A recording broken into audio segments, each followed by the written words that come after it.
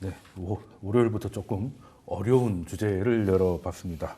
국민연금입니다. 국민연금인데 개혁하자는 얘기는 참 오랫동안 들었는데 개혁이 된 건 없는 것 같아요. 된 건 없는 것 같은데 이번 정부에서도 개혁을 하려고 하다가 지금 뭔가 변동성에 놓여 있는 것 같은데 그래도 사실 얘기가 나오고 있습니다. 그 최근에 얘기 나오는 거 보니까 그 여당에서도 모수 개혁에 대해서는 뭐 논의가 필요하다 뭐 이런 얘기를 하면서 물꼬가 트였다는 보도가 나오는데 그 평론가님께서 이 모수 개혁은 또 어떤 것이고 이게 왜 필요한 건지 좀 설명을 좀 해주시겠습니까? 네, 그 모수 개혁은 쉽게 말하면 뒤에 있는 숫자, 네, 네. 이 수에 받는 집중하시면 사람을 되겠습니다. 네. 우리가 이제 국민 여러분들이 연금을 냅니다. 그렇죠. 그럼 이제 그게 쌓일 거 아닙니까? 그렇죠. 네, 쌓입니다. 그리고 이제 수급 연령이 되시는 분들은 타가시죠. 네. 그러니까 들어오는 돈도 있고 나가는 돈도 있고 네. 그걸 다 합쳐놓은 연금의 풀 자산이 있을 거 아닙니까? 네. 이거를 가만히 이제 계산을 해봅니다. 네. 이게 얼마나 들어오고 나가고 한번 계산을 해보자라고 해서 5년에 한 번씩 법적으로 계산을 하도록 네. 되어 있어요. 네. 그래서 가장 최근에 이제 법적으로 이제 계산해야 되는 타이밍이 2023년이었어요. 네. 그때 이제 연금 관련해서 추계를 해보니 2040년이면은 연금 자산이 최정점으로 갑니다. 네. 나가는 돈보다 들어오는 돈이 그때까지는 네. 괜찮아요. 근데 40년이 지나고 나면은요, 들어오는 돈보다 나가는 돈이 더 많아서 그렇죠. 사실상 이제 수지로 보면 적자 국면에 들어가는데 그렇죠. 쌓아왔었던 재산에 비해서 40년이 딱 지나고 나면은요, 급전직하로 이제 재산이 네, 줄기 나가는 시작해서 돈은 갑자기 많으니까. 2055년이면은 연금이 고갈이 된다라고 국가가 그때 추계를 했었습니다. 그러니까 이제 더 이상의 이 연금 자산에 대해서 우리가 어떤 조치를 하지 않는다면 이 상태 그대로만 간다면 사실상 고갈을 피할 수가 없다라는 게 명확관해진 거 아니겠습니까? 그러다 보니까 덜 낼 것이, 그러니까 저 지금 내는 것보다 더 낼 것인지 또는 덜 받을 것인지 언제 수령할 것인지 등등등 이 연금 자산의 고갈을 막기 위한 소위 말하는 여러 가지 계산법에 근거한 이제 다양한 개혁안이 들어오는 거죠. 요거를 쉽게 말하면 모수 개혁이라고 하는 거고요. 네. 요 자산을 지키기 위한 모수 개혁 말고 이참에 연금과 다른 연금과의 조화, 뭐 세금을 낼 것인가 말 것인가 등등등 여러 가지 사회적 시스템과 함께 검토하자라는 게 이제 구조 개혁이라고 할 수 있는데 일단은 그래서 연금 개혁은 구조 개혁과 모수 개혁 여기 두 트랙으로 가고 있고 최근에 앵커님 말씀하신 것처럼 급한 대로 모수 개혁이라도 먼저 해야 되는 거 아니냐라는 논의가 그렇죠. 이제 막 불이 붙고 있다 이렇게 보시면 되겠습니다. 네. 그러면 40년이 정점이라고 하셨는데 타기 시작한 지 15년 만에 이제 없어진다는 건가요? 이야, 열심히 모은 것 같은데 15년이라 그러면 정말 어떻게 됐든 모수가 됐든 이런 걸 좀 빨리 좀 해야 될 것 같은데 그 결국 개혁한다는 거는 좀 늦게 받든지 좀 덜 받든지 좀 어려운 말로 소득 대체율을 뭐 이렇게 바꾼다든지 뭐 이런 아이디어들이 있을 것 같은데 지금 어떤 얘기들이 나오고 있습니까, 소장님? 이게 참 민감한 문제인 게 그 전에 이제 우리가 조금 말씀을 좀 드리면 국민연금은 연금 보험 상품이 아니에요. 이거는 제도입니다. 그러니까 제도이기 때문에 이렇게 개혁이 되는 거죠. 근데 만약에 여러분들이 뭐 그냥 그 일반 IRP를 들다라든지 아니면 저기 연금 상품을 들었는데 이게 지금 약관을 개정한다. 이거는 뭐 난리가 나는 거죠. 원래 계약할 당시에 약관이 적용이 되는 거고 국민연금은 제도이기 때문에 언제든지 어떠한 방식으로든지 이게 변화가 있는 거죠. 제가 처음에 국민연금을 가입했을 때만 하더라도 60세에 준다 그랬어요. 근데 지금 저는 64세 받습니다. 그리고 제 와이프는 65세에 받도록 돼 있어요. 연령에 따라서 이렇게 제도가 바뀐 거죠. 네. 그런 상태이고 이 제도는 지금 이제 민감한 게 앞서 이제 평론가님 모수 개혁에 대해서 설명을 하셨는데 모수 개혁의 이제 기본적인 것은 더 내고 더 받느냐, 덜 내고 덜 받느냐.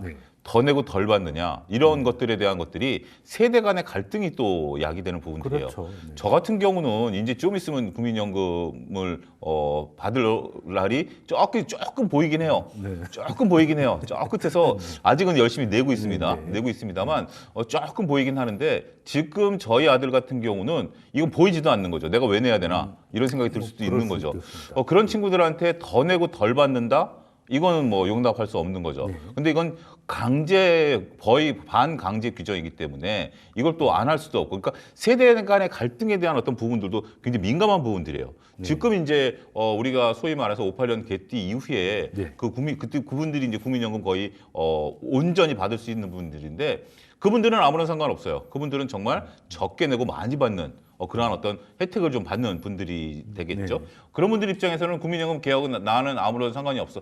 저도 어떻게 보면 국민연금 개혁과 그렇게 크게 와닿지는 않습니다. 저는 지금 상태가 좋다라고 하는 거죠. 네. 왜냐면 거기 이제 맞춰온 거니까.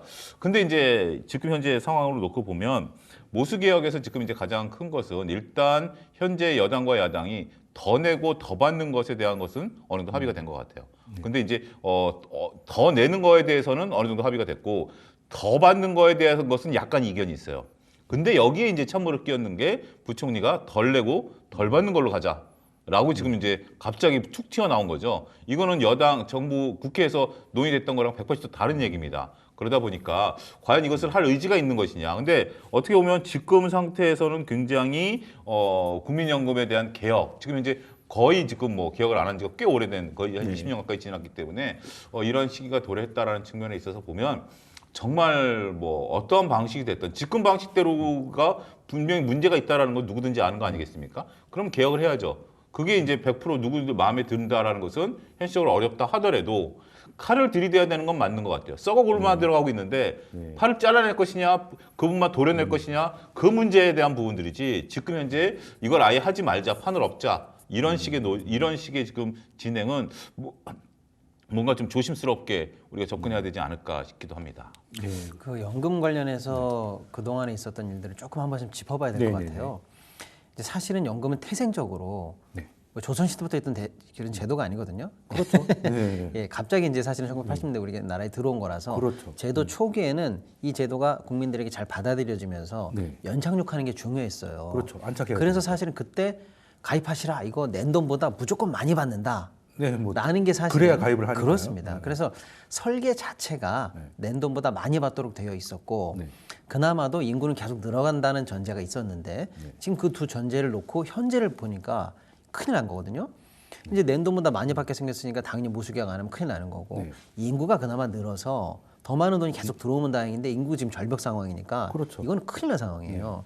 그래서 이제는 개혁을 더 이상 미룰래야 미룰 수 없는 상황이 와 있다라는 거고 자 그래서 윤석열 정부 들어와서 국정 3대 개혁 목표 중에 하나가 이거였습니다. 네, 그렇죠. 그래서 이제 지난 얘기를 좀 해드리면 처음에 이제 소위 말하는 정부의 1차 연금 개혁안이 나왔습니다.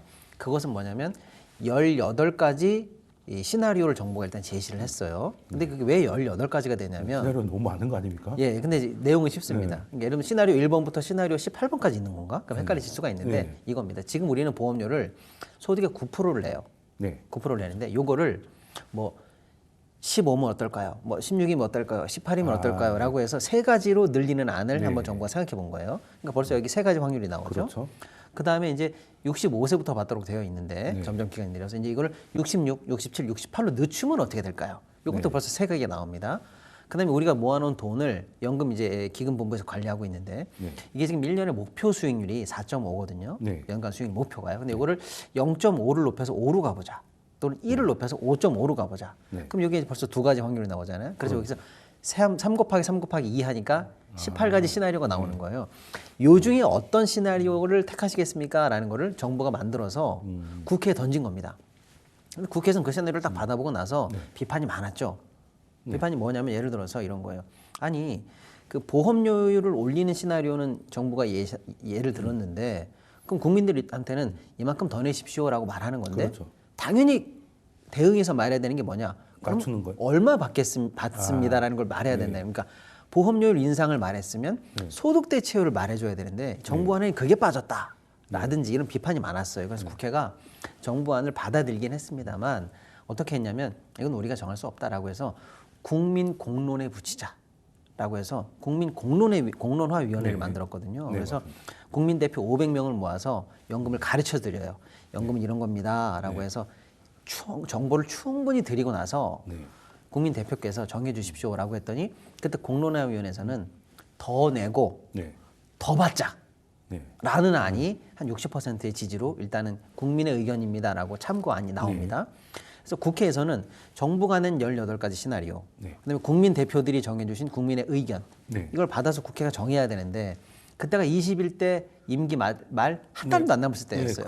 끝날 때쯤이었던 거 예, 기억합니다. 그래서 결국 국회가 뭐 갑론을박 끝에 어떻게 결정됐냐면 보험료율을 올리는 거는 국민의힘과 민주당이 합의를 봤어요. 네. 그래 9% 내던 걸 13까지 올리자는 건 합의를 봤는데 많이 올렸네. 그러면 소득 대체율 지금 40%거든요. 이걸 얼마까지 할 거냐라고 했을 때 그때 국민의힘이 43까지는 해야 된다라고 했고 민주당은 45%까지는 올려야 된다. 라고 해서 고작 2% 차이를 가지고 좁히질 못해가지고 갑론을박하다가 결국에는 넘어가 버린 거죠. 넘어가서 임기가 끝났어요. 네. 그 상황으로 사실상 끝났습니다. 그리고 지금 다시 이제 총선이 맞춰졌고 정부에서는 2차 개혁안을 냈습니다. 뭐냐면 아까 말씀드리는 그 보험료율 9%를 13으로 올리는 거는 정부도 오케이. 기존에 했던 공론화 의견을 받아서 그 대신 이제 얼마나 받을 것이냐라는 소득 대체율을 아까 국힘도 43이었거든요. 네. 민주당은 45였고 네.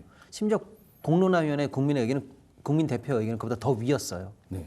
그런데 정부가 낸 2차 개혁안에서는 42로 나옵니다. 낮아졌네요. 예, 낮아졌죠. 중간에 44로 가도 될 것 같은데. 그렇죠. 그래서 보험료율은 13, 소득 대체율은 42. 그다음에 이제 뭐 여러 가지 자동 안정화 장치라든가 이런 걸 넣은 2차 안을 현재 정부가 내놓은 상태예요. 여기서 이제 다시 22대 국회가 지금 이제 임기를 시작했는데 이제 22대 국회에서는 지금까지 있었던 이 공론 여러 가지 이제 개혁 절차라든지 이런 논의를 기본 베이스로 해서 여기서 이제 다시 한 발 더 나아가는 방식으로 합의를 하자라는 게 제가 볼 때 민주당 쪽 의견인 것 같고 그러니까 일단 급한 대로 모수 개혁만 하면 되는 거 아니냐. 우리가 13은 다 합의를 했으니까 42냐 43이냐 45냐 이거 빨리 합의하자. 여기 일단 1차적 민주당 아닌 것 같고 국민의힘 의견은 아니다. 어차피 타이밍을 놓쳤으니 이참에 구조 개혁과 아예 같이 논의하자. 이제 시간이 많지 않냐. 그러니까 22대 국회에서는 이런 식의 현재 논의가 약간 쟁점을 두고 약간 현재 대립하고 있는 게 현 상황인 것 같습니다. 네. 그럼 큰 틀에서는 이제 구조적으로 할 거냐 아니면 이제 모수를 급하게 할 거냐 이 차이인 것 같은데 그러면 모수에서도 뭐 두 당 간의 혹은 정부의 뭐 차이가 좀 큰 건가요? 그 소득 대체율에서 차이가 나고 있다는 말씀이신 거죠? 그렇죠. 소득 대체율이죠. 그 더 내겠다라는 거 13%는 합의가 됐고, 이게 지금 많으면 많고 적으면 적다라고 할 수 있는데 우리가 지금 가장 부러워하는 게 노후에 가장 부러워하는 게 공무원분들이잖아요. 군인연금, 공무원연금. 그분들은 18% 내세요. 그러니까 공짜가 아닌데. 네, 그러니까 18% 내고 있다라는 거 보면 18%를 꾸준히 내고 있고 공무원 연금은 심지어 휴직을 하잖아요. 그럼 휴직하는 기간 동안에는 연금을 안 내죠. 근데 휴직하다 복직하면 밀린 연금을 한꺼번에 다 내야 돼요.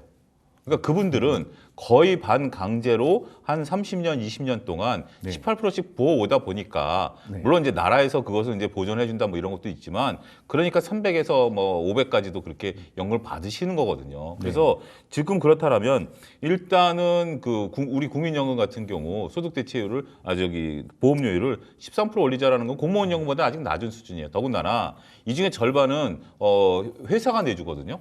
그러니까 실질적으로 9%도 회사가 절반, 우리가 절반 내는 거기 때문에 실질적으로 어느 정도 내야 연금을 받는 거지. 지금은 구조 자체가 연금을 내지 않고 그대로 불어한다라는 것은 모순이다. 그래서 그 부분에 대해서는 합의가 뭐 이견은 없다라는 거 우리가 정리를 하고 이게 13%가 많냐 적자가 아니라 공무원 연금과 비교해보고 절반 회사가 내준다라고 보면 충분히 가능성이 있다라고 보는 거고. 그래서 이제 소득 대체율에 대해서는 그러니까 우리가 평균 소득이 한 지금 현재 300만 원대가 나오고 있는데 그러니까 전 국민 평균에 거기에 이제 40%냐 50%냐 그러면 한 100만 원대 초반 뭐 중반인 건데 이 부분에 대해서는 어떻게 보면 좀 기싸움인 것 같아요. 뭐 1% 물론 이제 그 1%에 따라서 더 많이 주면 기금이 줄어들고 늘어나는 거 엄청난 거죠. 그러니까 1%에 따라서 나타나는 금액 자체는 작죠. 우리가 받는 금액으로 보면 야 그거 갖고 싸워? 라고 할 수 있지만 그게 이제 우리 4천만 인구에서 따지는 거 보면 그게 이제 기금이 고갈되는 게 1년 늦춰지느냐 2년 늦춰지느냐 몇 년 늦춰지느냐 이런 부분들이기 때문에 이런 부분에 대해서는 서로 간에 이제 모수개혁과 어떻게 보면 이제 구조개혁을 같이 하자는 것도 나름대로 일리는 있어요. 어차피 조금 다소 늦었다라면 1, 2년 정도 더 칼을 들이대자라는 건데 저는 여기서 좀 난감한 것은 이제 이것은 물론 이제 정부안도 있고 국회안도 있고 새롭게 이제 그 국회가 이제 시작됐으니까 새로운 부분들인데 갑자기 지금 현재 그 정부 책임자가 다른 의견을 또 여기서 제시를 하면서 현재 지금 여야가 합의를 이끌어내기도 어려운 상태에서 정부안조차도 지금 정리가 안 됐다라고 보면 오히려 혼란만 지금 가중시키는 거다. 그러니까 하나하나 우리가 합의할 게 여러 가지가 있으면 자 먼저 협의라는 게 그러잖아. 별로 시급하지 않은 것부터 협의를 끝내고 맨 마지막에 쟁점 한두 개 갖고 싸우는 부분들인데 지금 보험료율 13% 합의됐거든요. 이 자체를 다시 지금 하자라는 게 정부 아니니까 이 부분에 대해서는 조금 뭐 이래저래 혼란만 지금 가중되고 있다. 정리가 안 된 분위기다 이렇게 정리합니다. 21대에서 13%까지는 이제 합의가 네. 됐는데 뭐 물론 이제 그것도 뭐 명문화된 건 아니지만 그렇죠. 이제 합의를 이뤄서 지금 근데 22대에서도 이제 네. 그 부분에 대해서는 특별히 지금 이제 의견은 새로 없는 상태죠. 시작을 네. 하니까 정부도 그때는 늦어서 얘기 못 하고 네. 있던 거 이왕지 새로 시작하는 그렇죠. 거 사실 이런 생각도 있어요. 뭐 한 던진 거는 같은데 구체적인 내용을 좀 봐야겠습니다만은. 근데 저도 이제는 그 소장님 말씀과 네. 100% 동의하는 게 뭐냐면요. 저는 뭐 여야 할 거 없이 다 선이라고 보고 네. 둘 다 의견이 맞는 측면이 좀 있다고 봅니다. 그렇죠. 예를 들어서 민주당은 여기까지 온 그 기존의 논의 과정을 왜 무위로 돌리느냐. 기왕의 모수개혁 이제 소득 대체율 요거만 남았으니 요거 빨리 하고 모수개혁 마무리하자라는 네. 거고 국힘 의견은 구조개혁 논의까지 한꺼번에 하자라고 하는데 네. 민주당은 혹시 구조개혁 논의를 지금 꺼내는 이유는 요것도 안 하려고 하는 거 아니야라고 일단 국힘의 의도를 조금 어느 정도 곡해하고 있는 부분도 네. 있고요. 또 국민의힘도 그럼 뭐 어차피 구조개혁 할 거면 구조개혁 논의하면서 모수개혁은 처리합시다 이렇게 해도 되는데 둘 간에 어쨌거나 기싸움스러운 정치 네. 논의가 있다고 합시다. 근데 저는 둘 다 옳은 얘기이기 때문에 네. 그건 정치권에서 정리하면 된다라는 약간 그런 입장입니다. 네. 그런데 문제는 뭐냐면 갑자기 최상무 권한대행이 지금 기존의 국회에서 합의된 내용 또는 정부가 제시한 내용보다 후퇴한 얘기를 갑자기 자기가 던졌는 게 뭘 던졌냐. 더 내고 덜 받으라는 거예요. 근데 지금 추세는 여기까지 논의의 과정은 기존의 소득 대체율 40보다는 지금 위로 가는데 네. 어디에서 마무리할 거냐가 문제인데 네. 갑자기 덜 받는 게 바람직하다. 이 방향으로 모두가 합의해달라고 뜬금없이 던진 거. 이것은 제가 볼 때는 진짜 뜬금없고 아무도 받지 못할 얘기라 제가 볼 때 이것은 좀 비판을 받아야 된다라고 생각하고요. 한 말씀 제가 여기서 좀 더 던지면 지금 소장님도 좋은 말씀 주셨는데 우리가 이제 보험료율은 쟁점이 이제 어느 정도 줄어들었고요. 소득 대체율도 몇 %냐가 이제 문제라고 볼게요. 그런데 이제 그동안 나왔던 얘기 중에서 사실은 크게 논의되지 않은 게 저는 중요한 포인트도 하나 있다고 봅니다. 어떤 게 뭐냐면 아까 정부가 처음에 냈던 안이 뭐였냐면 보험료율과 연금 개시 열정이에요. 네. 그 다음이 연금의 수익률이에요. 처음에 4.5를 목표로 하던 거를 네. 5나 5.5로 올리겠다는 게 마치 방안인 것처럼 정부가 일단 얘기를 했단 말이에요. 그리고 수익률은 보장할 수 없는 거 아니에요? 바로 그겁니다. 앵커님 너무 정확한 말씀 주셨는데 이것은 우리가 달성을 위해서 가져가야 돼. 그저 목표에 불과하지 이게 마치 우리가 선택하면 되는 방안이 아니란 말이에요. 근데 정부가 이걸 마치 방안인 것처럼 얘기했단 말이에요. 그럼 우리가 그런 의문이 들 수가 있죠. 그럼 지금 해. 네, 뭐 그렇잖아요. 목표를 잡을 거면 한 20% 잡아버리면 그러니까 왜 그럼 왜 5.5에서 멈췄어? 6이나 10을 하지 그래? 이렇게 들 수 있는 네. 얘기인데 이게 왜 목표에 들어왔냐라고 해서 굉장히 의아한 부분이 있거든요. 근데 네. 사실 이게 어떤 의미가 있냐면요. 연금 재산을 관리할 때 보면은 평균 확률 변수로 4년에 한 번은 손실이 납니다. 네, 그렇죠. 예. 아무래도. 그런데 목표 수익률을 4.5로 잡을 때 이 정도인데 만약에 5나 5.5로 잡으면요. 예. 안전자산을 줄이고 네, 소위 말하는 공격적으로 해야죠. 위험자산에 공격적으로 가라는 뜻이에요. 네. 그럼 우리로 보면 뭡니까? 우리 국채 시장 빠지고 네. 국장 빠지고 쉽게 말하면 신흥국 시장에 더 하고 선진 관련해서도 위험한 파생이나 이런 걸 예를 들어서 위험 상품이 더 가라는 뜻이에요. 네. 그게 가져올 여러 가지 위험률이라든지 이런 거에 대해서 너무 간과하고 있다는 얘기예요. 그래서 사실 그때 작년에 국회에서 이 부분을 결정을 못하고 보험료율과 소득 대체율만 가지고 너무 논의하는 사이에 연금이 말이죠. 자체 목표로 연금의 장기 수익률 목표를 수정하면서 셀프로 현재 이걸 진행하고 있습니다. 그래서 국장에서의 장기 투자 비율을 줄이고 있어요. 네. 이게 과연 국가적으로 맞는 얘기인지 또는 적합한 얘기인지 우리가 받아들일 수 있는 얘기인지 요것도 한번 따져볼 부분이 많습니다. 이제 이 수익률 부분은 우리가 네. 굉장히 조금 그 연금에 있어서 평론가님 말씀을 우리 이제 일반 시청자분들도 이해를 하셔야 되는데 네. 이게 이제 우리나라의 그 뭐죠 그 원유라든지 이거 이제 전력 그 비용도 이게 별로 유가가 변동을 치면 우리 전력에 대한 그 원재료 가격이 이제 변동이 네, 되면서 그렇죠, 당연히. 적자가 나기도 하고 흑자가 나기도 하는데 그때 우리가 코로나 때 그 그 유가라든지 이런 게 올라가면서 우리가 지금 전기료가 적자가 났다. 그래서 전기료를 올려야 된다. 이런 논리였지만 그때는 또 전기가 원료 가격이 내려가면서 오히려 흑자가 늘어나는 부분들 아니겠습니까? 이 논의가 될 때 제가 제 기억으로 보면 그때 당시에 연금이 크게 손실이 났었던 그 4년에 한 번 오는 그 시기였던 걸로 기억을 합니다. 그러다 보니까 도대체 우리 지금 현재 돈 내고 받는 것도 뭐한데 이거 갖고 어떻게 되느냐? 작년에 또 굉장히 이익을 많이 냈어요. 엄청나게 또 이익을 내가지고 잘했죠. 그걸 다 소위 뭐 속된 말로 다 반가이 해버린 뭐 그런 상황이 되어버린 그런 상황이기 때문에 그러니까 너무 지금 언론에서도 이 연금에 대한 어떤 장기적인 부분들, 장기적인 수익률, 그다음에 이제 어떤 그런 표본조사 뭐 이런 것들에 대해서 해야 되는데 당장 끊어치기로 이렇게 한다라는 부분들이 되고 그러다 보니까 평론가님 말씀하신 거 외에 또 다른 부작용들이 있습니다. 연금이 기금을 운영할 때 스스로 운영하는 거 하지 말고 이거를 그 금융기관에 오더를 줘라라고 하는 거예요. 근데 금융기관에 오더를 주면 얼마 만에 한번 평가하는지 아십니까? 그것도 계약마다 다른 걸로. 그 계약마다 다른데 그 기간이 1년이 채 안 돼요. 네, 그러니까 짧게 가죠. 그러니까 보통 이제 연금이라는 게 우리가 몇 년이라는 거 시간을 주고 이게 지금 이제 이익이 날 때도 있고 손해가 날 때도 있고 하는데 그걸 기존에 본인들이 이렇게 하다가 이 부분에 대해서 이거를 이제 소위 말해서 이제 다른 데 위임을 하라. 다음 이제 전문가들한테 위임을 하라라고 했는데 그 위임한 것을 나서 평가를 그러니까 금융기관 입장에서 보면 연금이라는 건 어마어마하게 큰 손이거든요. 연금 자산을 이제 운영하는 거에 대해서 아무리 할인해 준다 하더라도 수수료 수입이 굉장히 크기 때문에 그들조차도 연금이 국내나 해외 자산에 차분하게 장기 투자할 수 있는 기본적인 토대를 마련해주지 않고 있다. 이 부분에 대해서 물론 이제 요건 이제 주식에 관련된 부분들이고 채권도 마찬가지예요. 금리가 변동하면 채권도 그렇게 판단을 해서 되는 부분들이라서 연금 개혁을 할 때 저는 만약에 구조개혁이 들어간다라면 운용 방식에 대한 부분들, 수익률에 대한 부분들 이것도 같이 논의가 돼야 되는 부분들이 아니겠나. 그냥 차제에 단순하게 목표 수익률이 변화하는 정도가 아니라 운용 방식에 대한 부분들도 이게 좀 들여다봐야 되는 부분이 아니겠나 덧붙이고 싶습니다. 근데 제가 수익률 얘기를 꺼낸 이유는 이제 아까 말씀드린 것처럼 보험료율이니 뭐 대체소득은 우리가 많은 부분에서 그래도 다뤘는데 사실 다루지 않은 깊이 있는 얘기들이 많다는 얘기인데요. 그렇죠. 그게 이제 사실은 어떤 측면에서는 구조개혁과도 연관이 계속 되는 얘기예요. 예를 들면 이런 거죠. 처음에는 쟁점이었었던 게 65세까지 받는 걸 66, 67, 68 중에 어떻게 연장할 것이냐. 뭐 이런 것도 사실 중요한 부분이었는데 이건 아직 지금 급박한 논의에서 조금 빠져 있어요. 근데 어쨌거나 이것도 어느 정도 결정이 된다고 치면요. 사실 우리가 OECD 중에서 노인 빈곤율이 제일 높은 나라입니다. 그렇죠. 왜냐하면 정년부터 그럼 예를 들어 연금 개시 지금 65세인데 정년이 법적으로 60이니까 5년 동안의 소득 관련해서 공백기가 들어. 이게 소위 말하는 노년 소득 공백기입니다. 네, 맞습니다. 근데 이걸 66, 67, 68로 올리면은요. 그 공백기가 계속 늘어나는 더 거예요. 늘어나는 거죠. 그럼 그 사이에 노인 빈곤층에 계신 분들은 어떻게 하냐는 거예요.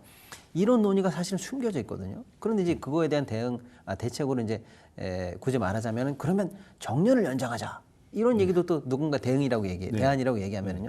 그럼 노인분들의 정년이 무한히 연장되면 그럼 좋은 건가? 좋은 걸 수 있습니다만 상대적으로 일자리가 절대값이 늘어나지 않는 한 청년층의 반발을 살 수가 있단 말이에요. 그러니까 이게 하나를 누르면 다른 쪽에 반드시 영향을 미치는 어마어마한 사회 문제거든요. 이게 어려운 것 같아요. 그러니까 이런 부분이 굉장히 많이 논의가 돼야 되는데 이참에 사실은 그런 부분까지 다 드러내면서 좀 활발하게 논의가 좀 돼야 된다고 생각하는 거예요. 한동안은 특히 청년들은 이제 정치적으로는 약간 좀 입김이 좀 약했다는 게 우리 꽤 오랫동안 얘기가 됐었는데 그런 게 바로 이런 데서 좀 나오는 거 아닌가 하는 생각이 좀 들고 있고 제 주변에 조금 그래도 저보다 좀 젊은 친구들한테 얘기를 해보면 국민연금은 이제 그냥 세금으로 받아들이더라고요. 안 낼 수가 없으니까.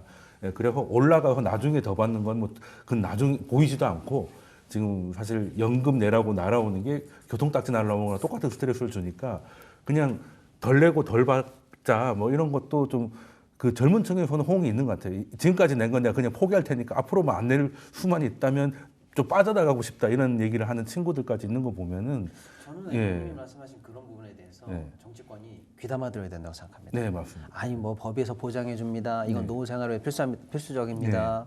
국가가 보장합니다. 뭐 이런 얘기 몰라서 그 젊은 친구들이 죄송합니다. 젊은 친구들하고 죄송해요. 젊은 층의 국민들이 그런 얘기하는 거 아닙니다. 그렇죠. 정확하게 말씀드리면 구조적으로 이게 인구 구조가 이 역피라미드가 이미 완성됐다는 걸 그분들도 아는 거예요. 그러니까 이게 무한히 계속 사실은 노년층에 대해서 부양 의무를 지고 국가 경제가 팽창하지 않는 한 본인들이 받아갈 파이가 점점 적게 된다는 게 네. 명확 관화거든요. 눈에 보이는데요. 바로 그겁니다. 그래서 지금 사실 나오는 게 모수 개혁만으로 아까 우리가 처음에 말씀드렸습니다만 2055년이면 현재 상황에서 고갈이라고 했지만 정부 안으로 하든 뭐 어떤 안으로 하든 늘어나 봤자 2072년 정도입니다. 그러니까 고갈을 늘쳐봐야 7년, 어떤 건 7년 아니고 어떤 건 길어봐야 10년이에요. 결국 똑같은 구조 속에서 더하기 빼기 조금 잘못하는 수준밖에 안 되거든요. 그러니까 답이 없죠. 그러니까 이 청년들이 갖고 있는 근본적인 불만 세대 이런 것들 때문에 요즘 기상천외한 안도 나와요. 근데 이제 제가 만든 아니고 심지어 KDI에서도 검토하고 있는 안이 뭔지 아시죠? 예를 들어서 연금을 아예 세대별로 쪼갠다는 거예요. 투 트랙으로. 그래서 기존에 그게 또 가입했던 젊은 층한테는 맞는 것 같습니다. 차라리 기존 그 가입하셨던 분들 많이 타가시는 분들은 지금까지 내신 범위 내에서 그 재산 충분히 받아가시고 청년들은 차라리 윗 세대에 대한 분양 의무를 낮추면서 부양 의무를 낮추면서 적게 내고 적게 타겠다. 우리에게 과도한 부담 주지 마라. 이런 안까지도 사실은 검토가 될 정도로 사실 문제거든요. 그러니까 이런 부분에 대한 구조적인 부분에 대한 개혁이 이것도 사실은 얘기를 해가면서 모수 개혁이 돼야지 안 그러면은 이 모수 개혁만으로 국민들의 마음이 흡족해진다? 그러진 않을 것 같아요. 지금까지 대책은 전부 다 어떻게든 기금이 언제 고갈되는 걸 좀 늦추기 위해서 한 1, 2년 시간 더 벌기 위한 그런 어떻게 보면 연명치료 비슷한 맞습니다. 그런 느낌이 좀 있었는데 사실 국민연금이 처음 시작할 때 저희 아버님도 국민연금을 이제 못 믿어가지고 어떻게든 안 내려고 필사적이셨거든요. 직장인이 아니시고 개인 택시를 하셨기 때문에 필사적이었는데 지금 이제 받고 계시죠. 아 그때 좀 더 낼 걸 그랬다 이런 얘기를 실제 하시거든요. 근데 지금 내는 분들은 이제 그런 게 안 될 걸 알고 있으니까 사실 투트랙이 가능한 게 같은 나라가 아닌 것 같아요. 그러니까 인구가 이렇게 줄 거라고는 누가 상상을 했겠습니까? 그래서 좀 구분하는 것도 한 번 좀 공론화하는 것도 나쁘지 않겠다는 생각이 이제 얘기를 들으면서 좀 드는데. 그러니까 사실 이제 다양한 개혁안이 나오고 있는데 예를 들면 그런 거예요. 아까 우리 소장님 너무 좋은 말씀해 주셨는데 연금은 기금 운용을 그럼 누가 하는가를 봤어요. 근데 거기서 사실은 수익률 1이든 0.5든 더 낸다는 게 재산으로 치면 거의 1,000조를 지금 움직이는 거기 때문에 어마어마한 돈입니다. 1%면. 근데 지금 사실은 이게 뭐랄까요, 고양이 이 목에 방울달기처럼 꺼내기 어려운 얘기인데 이 소장님이나 저는 사실은 여의도 금융과 출신 아닙니까? 그러니까 저희는 사실은 경제평론 이렇게 중요한 방송에서 하지만 사실은 우리가 듣고 있는 얘기가 있습니다. 뭐냐면요, 우리도 사실 거기서 국민연금에서 운영하고 있는 매니저들이 이런 사람 있잖아요. 기금 운용법인 다 우리 동료들이에요. 그렇죠, 아는 사람. 근데 지금 거기 어디냐면 전주에 있어요. 그러니까 최고의 사실 우리 국민의 노후가 거기 다 달려 있다고 생각하면 되잖아요. 그러니까 사실 어떻게 보면 우리나라에서 가장 에이스, 가장 능력 있는 사람들이 운영해줬으면 한단 말이에요. 그렇죠. 정말 중요한 부분입니다. 근데 그분들이 사실은 전주에 내려가기를 싫어해요. 그렇죠. 사실 실제로 그 전주로 간다는 발표 나오고 운영본부장님께서 사표 쓰셨잖아요. 그리고 사실은 그 운영 인력들의 이 교체 비율도 상당히 높습니다. 그래서 매년 국정감사 지적을 받아요. 근데 그게 꼭 지방에 내려가기 싫다 이런 느낌이 아니라 여의도에서 최첨단 금융에 관한 얘기를 같이 이렇게 호흡한다든지 이런 부분에서 조금 단절 효과가 나오거든요. 그러니까 사실은 이런 것도 제가 딱 이게 맞다라는 건 아니지만 기금운용본부만 서울에 빼자는 얘기도 나오거든요. 저는 그걸 여기서 반드시 필요하다는 얘기가 아닙니다. 그렇게 하지 않더라도 최고의 에이스들이 가서 정말로 전문성을 발휘해가지고 장기적 포션에서 이것만은 우리가 정말 국가의 미래다라고 생각하고 하는 그런 시스템. 이런 것도 좀 한번 좀 고민해봐야 된다는 거예요. 꼭 서울로 올라오라는 건 아니지만. 근데 저는 서울 올라와야 된다라고 봅니다. 저도 지금 서울 빨리 올라와야 된다고 보는 게 지금 내일이라도 지금 빨리. 뭐 저도 사실 말을 못했습니다만, 저도 그런 동의합니다. 제가 총대를 매겠습니다. 저도 이게 전에 약속이 여의도 증권에서 임원하고 차담을 했어요. 차담을 했는데 그러면서 지금 제가 하고자 하는 일 그리고 그런 어떤 최신 지금 돌아가는 업계 돌아가는 거, 최신 정보 이런 것들을 굉장히 많은 것을 습득을 했거든요. 단지 한 30분 차담을 한 걸 가지고. 그리고 점심시간에 여의도에서 밥을 먹으면 곳곳에서 서로 간에 그런 어떤 네트워킹이 이루어지는 것들이 보여요. 그렇기 때문에 저는 기금운용에 대한 부분들이 더군다나 이 부분이 필요하다라면 우리가 뭐 저기 필요하면 거기 가는 거 아니겠습니까?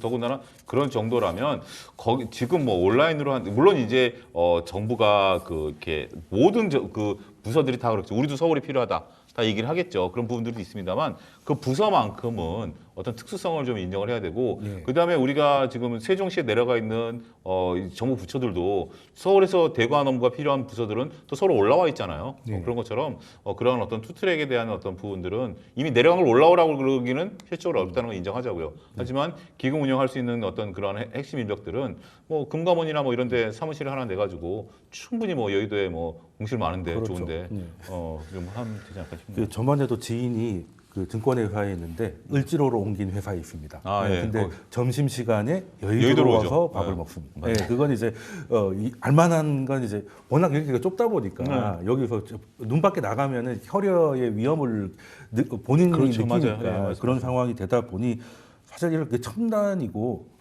특정 사모펀드가 뭐 잘 나가고 못 나가고는 이제 그 가입자들의 문제지만 기금 운용 같은 경우는 이제 우리의 노후가 달려 있는 문제인데 그거는 이제 효율성을 좀 봐야 되지 않나 하는 생각을. 그래서 저는 과감하게 네, 진짜 이런 말씀 좀 뭐하지만 우리나라에서 제일 능력 있는 사람, 그렇죠. 업계에 정말 추종을 불허하는 에이스들이 정말 거기에서 일하는 그런 분위기가 됐으면 좋겠어요. 그리고 월가처럼 수익률 잘 내면 또 성과금도 그럼요. 무시무시하게 예, 주고 그러면은 좋을 것 같은데 참 그런 것도 저는 그걸로 한 10년은 미룰 수 있지 않을까 하는 생각을 근데 해보고 이게 저도 제가 이제 그런 걸 했어요. 저 회사 다닐 때 네. 회사에서 어떤 뭐 운용에 관련된 위원회 어떤 뭐 그냥, 네. 그냥 어떻게 누가 들어가서 이름을 했는데 그런 것들을 결정을 내려야 되잖아요. 그렇죠. 근데 서로 미루는 거예요. 중요한 결정을 만약에 운영부서를 해야 된다라고 하는 것에 대해서 총대면은 그 분위기가 네, 없으니까 책임지기 싫으니까. 네, 그냥 책임지기 싫으니까 거기 있어. 그럼 뭐 문제는 알아. 근데 그럼 어떻게 의결할까요? 그러면 아니 뭐 그거는 뭐 다음 회기에 다음 위원들한테 넘기시다. 이런 식의 어떤 그런 거니까 이런 것들은 뭐 좀 어떻게 좀 논의가 좀 돼야 되지 않을까 싶습니다. 근데 저는 이제 구조개혁 관련해서 한 말씀만 좀 더 네. 드리고 싶은데 예를 들어서 지금 3대 공적연금이 이제 국민연금하고 공무원연금, 군인연금인데 군인연금, 공무원연금 아까 소장님 말씀하셨지만 사실 거기에 이제 희생하는 또 열심히 이제 사실은 제도 바뀌는 거에 따라서 잘 순응해 주었던 공무원분들이나 군인분들의 사정 충분히 이해합니다. 네. 이해합니다만은 그럼에도 불구하고 국민연금 같은 고가 의료가 안 나는 것은 거긴 세금이 들어가요. 네, 예. 그렇죠. 아주 중요한 부분입니다. 네, 그런데 매워지는. 그렇습니다. 그런데 정작 연금료도 연금보험료도 내고 세금도 내는 국민에게는 국민연금 관련해서 혈세가 들어가질 않고 있어요. 그러니까 이 역차별이죠. 그래서 사실은 한간에 나오는 소리가 아까 얘기한 그 MZ 세대 불만처럼 또 네. 한편으로 나오는 소리가 뭐냐면 공무원들이 말이야 자기네들이 이 제도를 설정하니까 공무원 연금은 세금 넣고 또 그렇죠. 군인들은 예전에 이제 우리 군사독재 시절에 힘이 세니까 또 그렇게 잘 해놓은 거 말이야. 정작 힘없는 많은 국민들이 들어간 연금에 대해서는 세금 하나 쓰기를 아까워한다. 이런 사실은 자주 섞인 얘기도 나오는 거거든요. 네. 그러니까 당장 제가 국고 투입이 반드시 필요하다 이렇게 단언하는 건 아닙니다만 네. 어떻게 하면 고갈 논의에서 벗어나서 안정적으로 네. 운영해 갈 수 있을까에 관한 사실은 논의가 뭐 필요합니다. 왜냐하면 서구 쪽은 다 사실은 이 적립식이 아니라 그해 걷어서 그해 쓰는 방식이거든요. 그게 좋다는 건 아닙니다. 우리가 이렇게 기금이 쌓여 있다라는 것은 굉장히 저희는 행운이라고 봐요. 네. 그래서 이걸 유지해야 되는 건 당연히 맞지만 네. 이게 고갈로 간다면 어느 순간에서는 이 정도 적정 규모까지 유지할 수 있도록 세금을 투입한다라든지 하는 그야말로 구조개혁도 이제는 좀 얘기를 해봐야 될 때가 아닌가 싶습니다. 예. 그 서구처럼 차라리 인구 구조가 빨리 이렇게 됐으면 이제 오래 걷어서 오래 끝나는 것도 얘기가 나왔을 텐데 우리는 이제 우리가 만들 때 그 생각을 못 했었으니까 그건 조금 아쉬운데 근데 상황이 이렇게 됐다면 구조적 개혁도 좀 필요해 보이는데 무슨 연금이 다 따로 있고 따로 있는 걸 떠나서 하나는 세금도 들어가고 안 들어가는 이런 문제가 있는데 이런 것들에 대해서 이제 소장님께서는 이렇게 그 평론가님 말씀에 이제 동의를 하시는 겁니까? 그렇죠. 근데 이제 우리가 여기서 생각을 해봐야 될 것은 이제 국민연금이 갖고 있는 공적인 기능과 그다음에 이제 우리가 이제 퇴직금도 IRP로 이제 바뀌면서 퇴직연금으로 이제 전환을 시키려고 정부가 세금 혜택이라든지 여러 가지를 좀 주고 있는 거 아니겠습니까? 근데 그렇기 때문에 우리 국민연금대로 이렇게 해야 되는 부분들도 있습니다만 다른 어떤 뭐 IRP라든지 아니면 우리가 연금 저축이라든지 여기에 뭐 ISA 계좌까지 하면서 지금 다양한 정부가 또 사적인 연금 시장에 대한 부분들도 노력을 많이 하고 있어요. 그러니까 이제 그러니까 이제 우리가 이제 예금을 들어서 그걸 연금으로 전환하게 되면 세금을 이제 이연으로 시켜주면서 그 연금으로 받을 때마다 세금이 많이 줄죠. 그런 부분들을 하면서 유도하는 그런 부분들도 있기 때문에 근데 그런 걸 잘 모르시는 분들이 너무 많은 것 같아요. ISA 계좌가 무엇인지, 내가 IRP 계좌가 무엇인지 어떤 그런 부분들이 그러니까 우리가 이제 그 경제 교육 자체가 잘 안 돼 있다라는 것이 단순하게 지금 주식, 뭐 ETF, 펀드 이런 것들이 아니라 국민연금을 우리가 완전히 매스를 못 된다라면 다른 분야에서 할 수 있는 분들도 있거든요. 국민연금을 내가 내긴 싫지만 국민연금이 내가 부족하다고 느끼시는 분들이라든지 국민연금을 지금 만약에 지금 50대인데 50대 초반, 40대 후반, 50대 초반인데 국민연금 외에 연금이 없다. 이제 나는 노후가 보장된다. 답이 없을까요? 충분히 답이 있거든요. 그런 부분들에 대한 어떤 정부의 어떤 그 교육이라든지 홍보 이런 것들도 같이 정부가 노력을 좀 금융 뭐 협회라든지 이런 데서 하시면 좋지 않을까라는 것도 소장님 말씀하시니까 질문 드리고 싶은 게 이번에 IFA하고 예. IRP 한도 2배 늘린다는 것도 무산됐잖아요. 그러니까 이제 그런 부분들에 대한 것들도 이제 뭐 예. 같이 얘기가 되면서 그런 거 저는 여야 할 거 없이 좀 이제 화가 나는 맞습니다. 예. 제가 얘기가 그 얘기예요. 거기에 들어간 뭐 해외 ETF 같은 경우 세금도 뭐 굉장히 그러니까요. 들은 그렇죠. 그런 뭐 부분도 TR도 없어지고. 예, 뭐 이런 부분들에 대한 뭐 것들을 이게 할 수 있는 방법을 왜 자꾸 다 다 없애는 겁니까? 그렇게 해서 활성화시켜야 되는데. 예. 그거는 여야 할 것 없이 진짜 다들 진짜 국민 여러분들이 좀 화가 나고 좀 비판 좀 받아야 됩니다. 예를 들면은 국민연금에 세금 넣고 하면 그럼 끝나는 거 아니야? 솔직히 아까 제가 그런 안도 있습니다만 그게 사실 쉽지 않아요. 왜냐면요. 그럼 세금을 연금을 통해서 내려서 뿌리는 게 국가 성장에 도움이 되느냐? 차라리 그 세금을 성장에 투여해서 그렇죠. 그렇게 올라간 걸로 연금 재원을 확보하는 게 이렇게 선순환시키는 게 옳은 거냐 등등등 이 논의할 게 엄청 많습니다. 굉장히 복잡한 논의예요. 그다음에 예를 들어서 보십시오. 그러면 노년의 노년 공백기 어떻게 할 거냐? 기초 노령연금하고 어떻게 조화시킬 거냐? 아까 말씀드린 것처럼 정년 연장 하나만 해도 이렇게 힘든데 지금 기초 노령연금 같은 경우는 선거 때만 되면 여야 할 것 없이 지원한다고 그러는데 정작 거기는 지원하면서 연금도 지원이 안 된다든지 해서 그러니까. 굉장히 지금 모순적인 일들이 많이 일어나요. 그러면 아까 소장님 너무 좋은 말씀을 제가 그 얘기하려고 그랬던 건데 뭐냐면 그렇게 해서 공적 사이드에서 뭔가 개혁 조치가 그렇게 힘들다면 사실 우리가 사적 시장도 기형적으로 조금 발달하는 측면이 있어요. 네. 공적이 이게 안 되니까 네. 그렇게 여력 있는 분들은 차라리 다른 연금으로 커버하자 이런 분들이 많이 계신데 정 안 되면 그렇게라도 국민들의 노후 생활이 보장되면 좋은 거 아닙니까? 그렇죠. 그럼 아까 말씀하신 것처럼 세금을 국민연금에다가 직접 넣는 것보다 오히려 거기에서 들어가는 여러 가지 세금을 완화해 주면서 사적 시장에서 충분히 커버되는 분들의 노후 생활을 보장해 주는 게 더 좋은 거란 말이에요. 네. 그런 측면에서 오히려 장려한다기보다는 사적연금을 통해서 국민들이 알아서 노후를 대비할 수 있다는 게 사회적으로 좋다는 거예요. 근데 지금 아까 앵커님 너무 좋은 말씀해 주셨는데 그런 계좌 하나 한도 늘리는 것도 부결이 되고 심지어 웃기는 게 지금은 또 연금 관련해서 과세 혜택을 줬다가 안 줬다가 이중 과세를 했다가 이것도 아직 정리가 안 되고 있단 말이에요. 갈 길이 멉니다 진짜. 예. 그러니까 이거 공적을 떠나서 사적도 지금 사적은 다 막히고 있고 공적은 가만히 있는 것 같아요. 굉장히 좀 답답하다는 생각이 좀 드는데 이게 저희뿐만 아니라 좀 논의가 좀 이어져서 그래도 뭔가 좀 진전이 있는 듯한 뉴스를 좀 봤으면 좋겠다는 생각을 하고 그러면 이제 두 번째 주제로 넘어가도록 하겠습니다.